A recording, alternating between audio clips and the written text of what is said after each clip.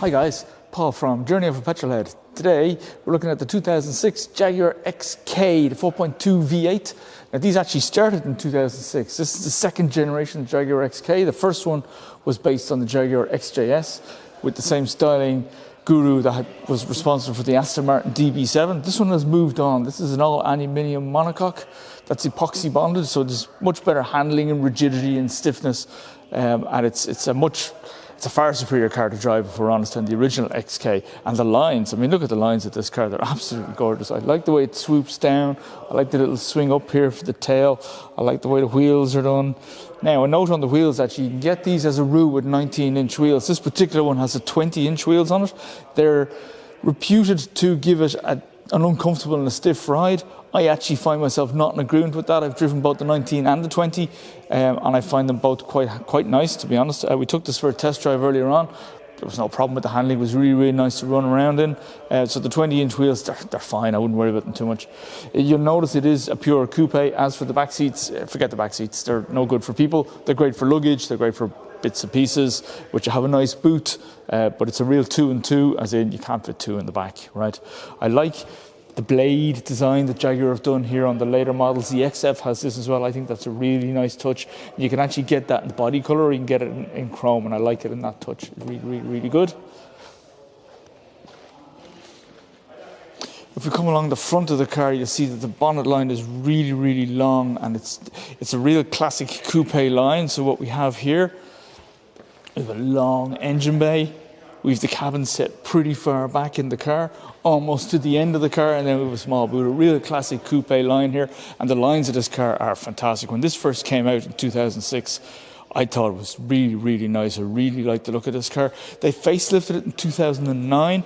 The exterior changes are minor, but they did take this 4.2 engine, throw it in the bin, and they dropped in a 5-litre V8 with more horsepower. There's nothing wrong with the 300 horsepower in this one, not the 60 in just over 6 seconds, and it makes a great noise. The exhaust lines the exhausts out the back make a really great noise in this car, and you're barreling on in this car. It really sounds fantastic. Really enjoyable car to drive. One of the better coupes of its generation, in my opinion. Now, we noticed it has a lot of air dams on the front. I like the way they've done the grills. It looks far better than the older one. Xenon headlights with headlamp washers, really, really good. Parking sensors all around in this car as well. 2006, don't forget. So this car is 14 years old and has stood the test of time really, really, really well. It has smart keys as well. So if we show you the key in this, show you the right Jaguar key. Sorry, world. It's a smart key, so we don't put the key anywhere. We have the buttons on to unlock and what have you, Jaguar, but you don't put it in anywhere. It's a smart key, and again, it's the same idea. When you stand beside the car, same with Jaguar, stand beside the car, once you have the key, you can unlock. It's really, really nicely done.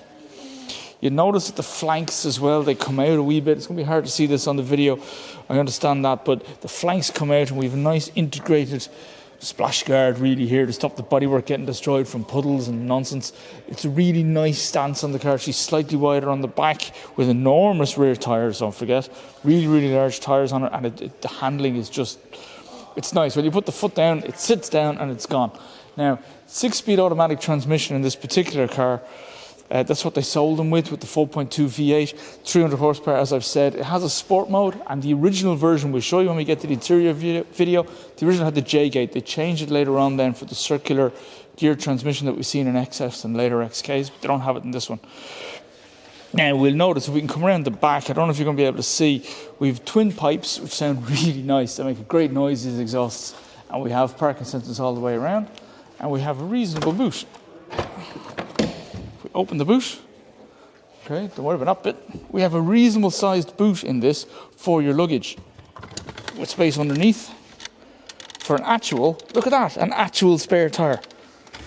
That's what they used to do in 2006. So there's a lot of room in here, and it's nicely lined for luggage and what have you, and it's easy to load into. It's a low loading lip, so it's quite a nice bit of space in this coupe for storing luggage, which is really, really good.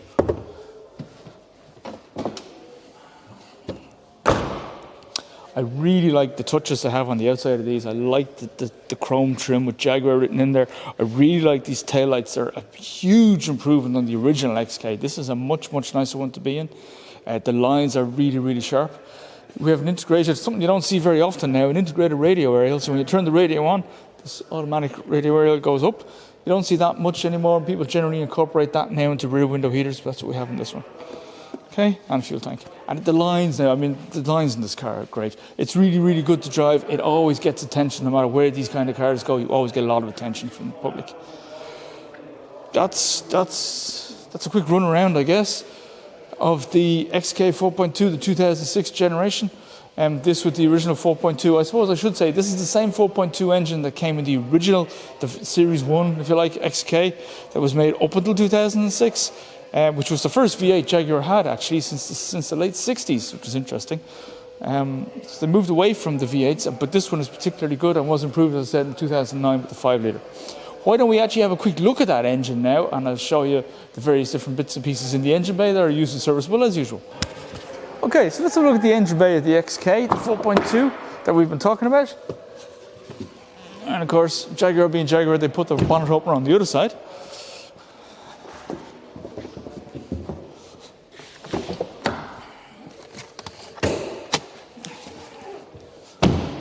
And let's open the bonnet.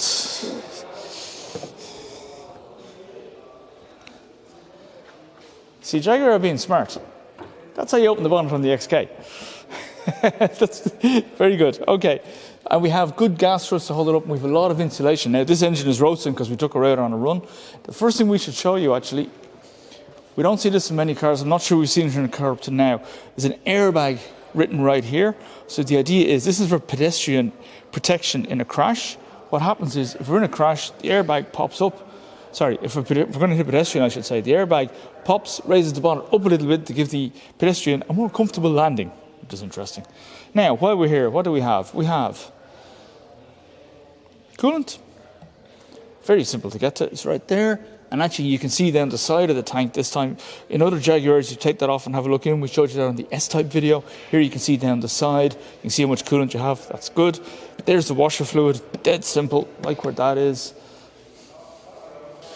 So, here's the engine from the other side. And here's the oil filler cap. And what I like with Jaguar is they put the grade of oil on the cap. So you know exactly what grade of oil to put into the thing.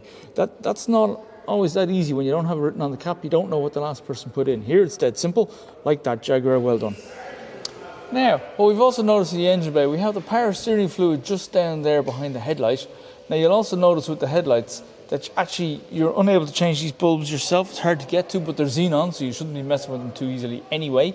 But the access, on this side the access is good, on that side it isn't because the power steering pump in the way, or power steering fluid in the way. That's a shame. We have our air intake buried in here somewhere. There's the air intake pipe. The filter is in here somewhere. Again, it's a sea of plastic.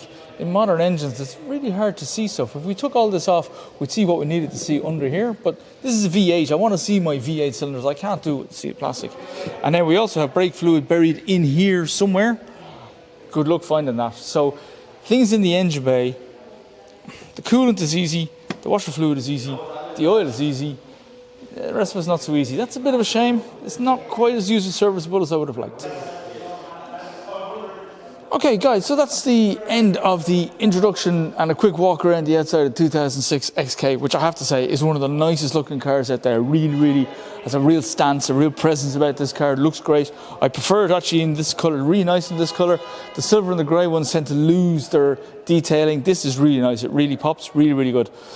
Tune in now to the next video. We'll take you for the test drive and see what you think of that car.